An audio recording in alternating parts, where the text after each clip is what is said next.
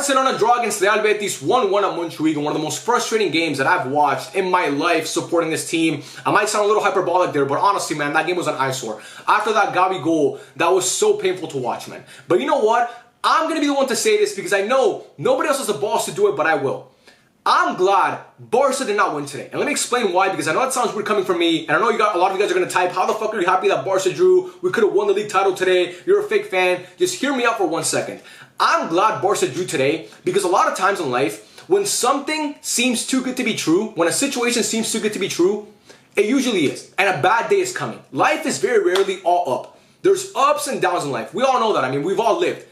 Like when a bad day comes, you know, a good day's probably coming soon. When a good day comes, a bad day is coming. And today, if Barca would have won, it would have been the perfect day. It would have been the perfect day. Madrid losing to Valencia earlier in the day, Barca winning today against Betis, who are on great form. It would have been too perfect of a day. So I'm glad that Barca got their shitty day out of the way. Because if Barca would have won today, who knows? Maybe we lose against Real Madrid in the Copa del Rey. Maybe even worse, we lose against Dortmund in the UCL. So we got the shitty day out of the way. I'll tell you from personal experience. A couple years ago, back in 2021, this was in June, no, not June, sorry, June of 2021, I was taking summer courses and I was doing really, really well. I was getting my best grades ever in school. I was dating this girl that I had a crush on for months, man. I had a crush on this girl for months and I finally started dating her. But then, a couple days after that, my dog died. Rest in peace, Martin, he died, okay? Martin died. I'm not gonna say how, but he died, okay? And I laugh about it now, I can make a joke about it now, but in the moment I was devastated. But again, everything was too good to be true. You know, I'm dating this girl, I'm getting good grades, and then poor Martin, oh my God, I miss him. But anyway, I'm trying to put it into perspective.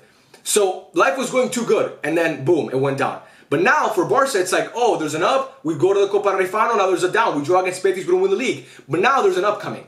The game against Dortmund, maybe Barca win that game 5-0, who knows? So again, it's not always all bad, because in life, we all know this, man. When something seems too good to be true, it usually is. And if Barca would have won today, it would have seemed too perfect, man. It would have seemed too perfect.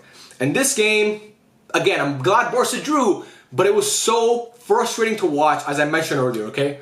It was so frustrating to watch because it seemed like Barca were so sloppy today, and that's something that we're not used to seeing with Hansi Flick. Barca are rarely ever sloppy under Hansi Flick. They're usually very efficient and very sharp. And today, bro, you know what I think happened? I think fatigue is finally catching up to this team.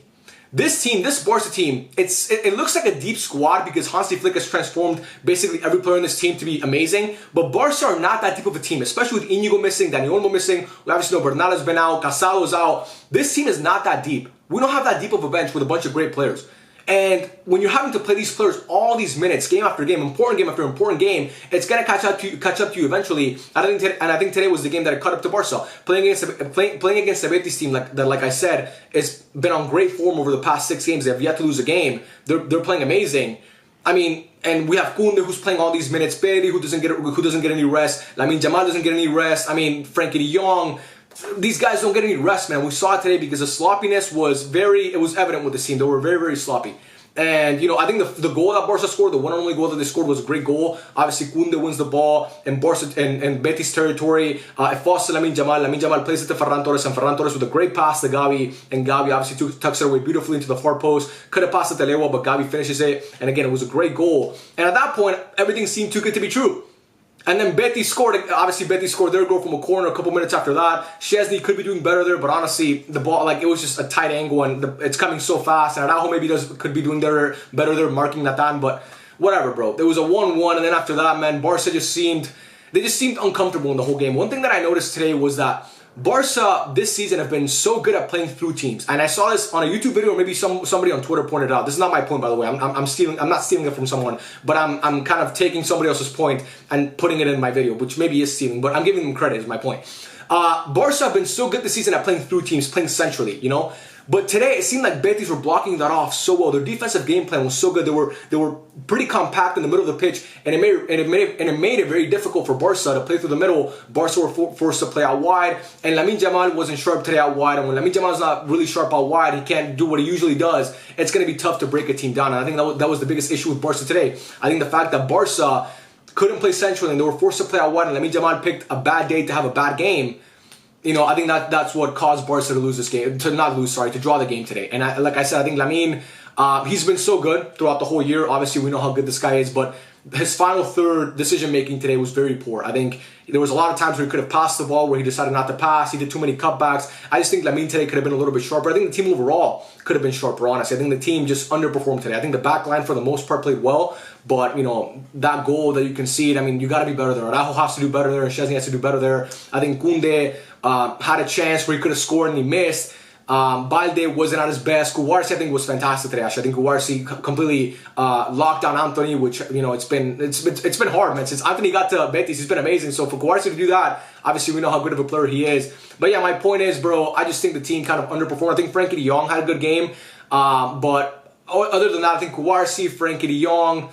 That's pretty much the two guys that I saw for Barca. Gavi also obviously got the goal. Gavi was actually great today. Was doing a lot. Fermin, when he came on, I thought had a good game as well. But apart from that, all of Barca's top performers this season didn't really show up. Rafinha came off the bench, didn't do much. Lamine Yamal, like I mentioned today, wasn't really on his game. Lewandowski spent more time complaining with his hands up than actually getting the ball, because I don't even think he shot once today on goal. I can't remember one chance that Robert Lewandowski had today.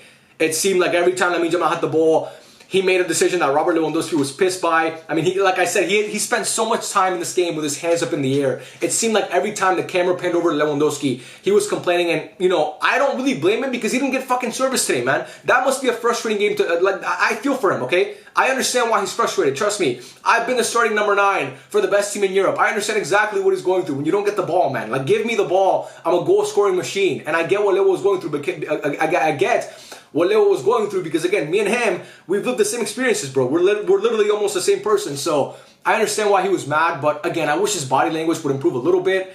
But yeah, man, honestly, I think fatigue was the biggest thing about this game. I think fatigue was the biggest thing about this game. The fact that Barca seemed tired, and Betis are not an easy team to play. At home, away from home, we know that already. They're a tough team to play. Last time Barca played them, they beat them 5-1 in the Copa del Rey. But they're not they're on really good form right now. Pellegrini, we know, is a great manager who has that team really well coached. So it was never going to be an easy game. And when you add fatigue on top of that, and already missing some key players to this team, it was never going to be easy. And again, if Barca would have won today, it would have been too good to be true. So kind of happy that Barca drew. I really have nothing else to say. I think honestly, I think Fermin came on and he looked pretty good. I think Dani Olmo would have helped massively in this game if he would have been available, because I think he would have provided a lot, in the middle of the pitch, to kind of help Barca play through that Betis fucking block that they were playing. Again, it was so compact in the middle of the pitch. It was basically impossible for Barca to get anything going centrally, and that was so frustrating to watch. Ferran Torres had the great pass to Gavi, but him and Leo on the pitch at the same time, it's not really. I don't really think it's the best. It's not like it just seems like it doesn't work most of the time. So I'm glad that Flick took one of them out. He took Ferran out, of course. I wish it would have been a little bit earlier, but you know what? Whatever. Eddie Garcia came on. I actually thought he had a decent game. Obviously came on for Frankie De Jong. Frankie's been amazing today. To me, he was really, really good. Won the ball back a bunch of times. Was carrying the ball forward. One of the only few bright spots on this team. But Frankie doesn't have the fitness yet to be playing all these games back to back to back to back, because we know that Frankie has been in and out of the lineup most of the season. So I think Flick wants to save him for Dortmund. But yeah, bro, look, we had the game against Atletico Madrid. That was a must win. We had this game. Not really a must win, especially after that Madrid loss, because Barca kind of have room for they have room to breathe now. And now we have the game against Dortmund. That's a must win. So if you wanna not play well in one of those games, if you want to lose one of those games, this was the game to not win. So we win against Dortmund on Wednesday. All this is going to be forgotten, because Barca are going to win the league title. They're going to win the league title. This Madrid team, let's talk about them briefly here. They're fucking terrible, man. Oh my God, what the fuck happened to Madrid? What happened to Madrid? That game today was embarrassing, man. Why is Vinicius Jr. still taking penalties for that team? Mbappe had 5 chances, couldn't convert any of them. I mean, you have Lucas Vazquez looking like a fucking like a middle schooler out there. I mean, you're losing to Valencia, bro. Valencia at home with a last-minute winner. In the UCL, don't get me wrong, they might still win that whole thing, because we know Madrid in the UCL, they're fucking mentality monsters, and they might pull off. They might pull it off and win it again. But in the league, bro, I'm not really worried about this Madrid team, because again, I haven't seen anything from them so far this season to show me that they are to be trusted. Okay, because this team had a 10-point lead over Barca back in January, and they completely gave that up. So I think Barca today, again, people might think it's a must-win, because if Barca win today, they would have basically guaranteed themselves a league title. I think Barca, the league title is guaranteed either way. With Madrid losing today, as long as Barca didn't lose today, they were basically going to guarantee. They were basically guaranteed to win the league, and they didn't lose today. They drew and they got a point, so that's important. But yeah, man, that's my thoughts on the game. I thought the team looked fatigued. I think it was a sloppy performance. But look on the bright side. When something goes down, it means it's going to go back up. It's like the stock market, right? Everybody's talking about the stock market right now and how it crashed. Well, when there's a dip, it's going to come up. And today there was a dip. So that means that against Dortmund, the stock is going to rise, man. We're going to be like Apple stock. Oh, yeah, you doubted us? Well, now look at us, man. They don't really fuck with. I'm not even gonna say it. I'm glad I started there because I was gonna say that Drake line. Didn't really fuck with me way back then, but how about now? But anyway, that's not the point. Yeah, you guys let me know your thoughts in the comment section down below. What do you think of this? What did you think of today's game?